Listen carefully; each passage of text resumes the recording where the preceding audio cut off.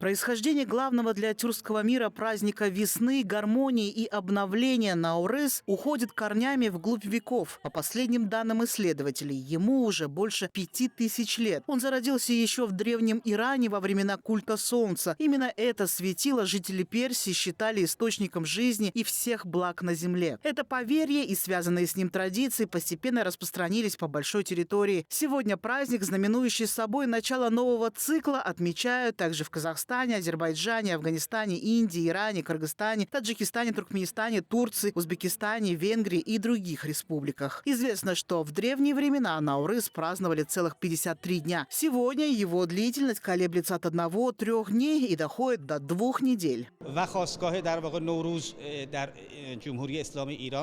В Иране также масштабно празднуется Наурыз. В нашей стране праздник длится целых 13 дней. На стол мы подаем такое блюдо, как хафтсин. Это блюдо состоит из 7 компонентов. Мы поддерживаем решение Касым-Жомарта Токаева о масштабном 10-дневном праздновании Наурыз Мейрамы. Я хочу пожелать всем казахстанцам в этот весенний праздник благополучия, здоровья и всего самого наилучшего.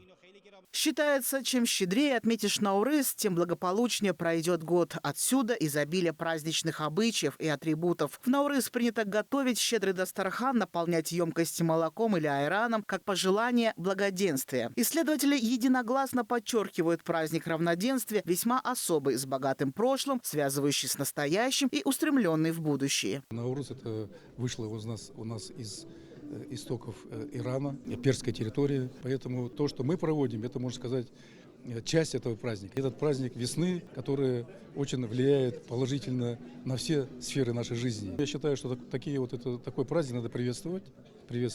И тот масштаб, который сейчас на сегодняшний день по дням проводит, это тоже очень оригинально. И я думаю, что это очень полезно и ценно.